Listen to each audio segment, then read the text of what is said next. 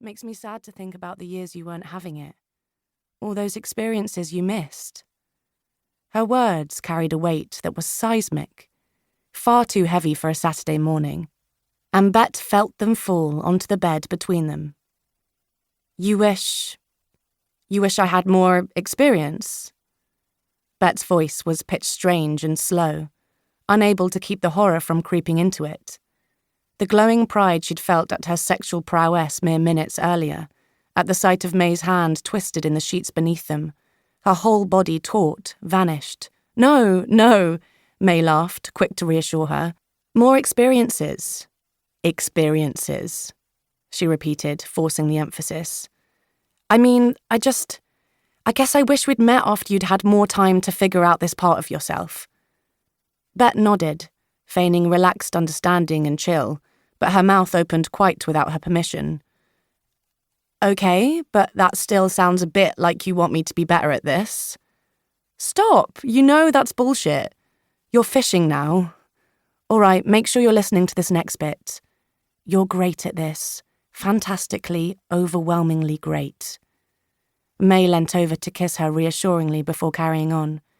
I'm talking about all of it, not just the sex. I've been dating women forever. I know what I want. I want you to have had that opportunity too. I don't...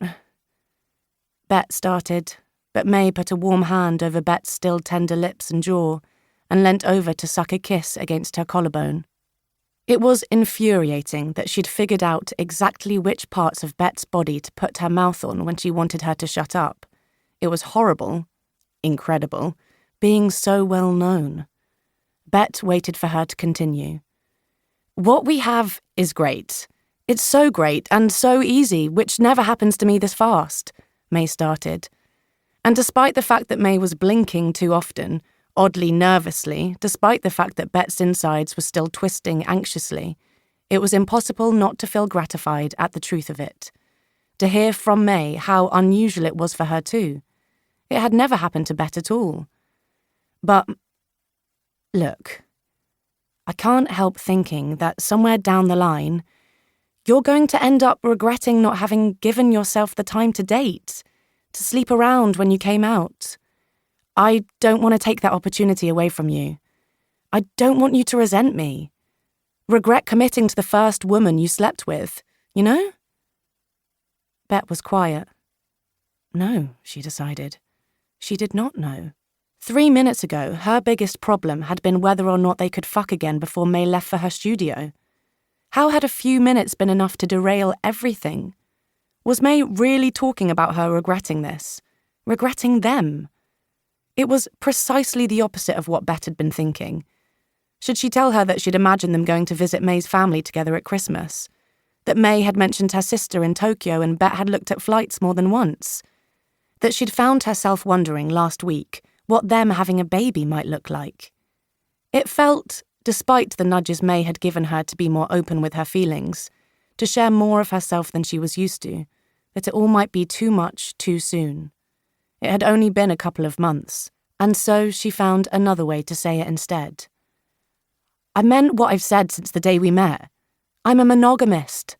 I don't need to have time in some dating wilderness, shagging as many women as possible.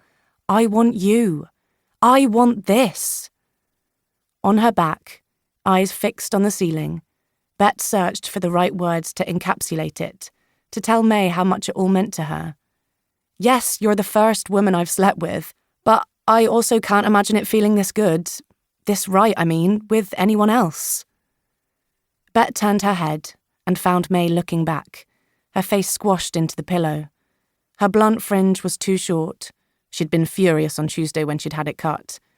The dark hair sticking up where she'd been tugging at it earlier. Her eye makeup from the night before was smudged, the once perfectly drawn wings flaking and streaking across her cheek and beneath her bottom lashes. Bette could see the distinctive speckling of a hickey on her chest, just below her jutting collarbone, that May would feign being grumpy about once she spotted it. It was unbearably intimate. May was stupidly gorgeous, and Bette couldn't believe she'd still not told her that she'd fallen in love with her. Couldn't believe she'd held it back. She wanted to say it.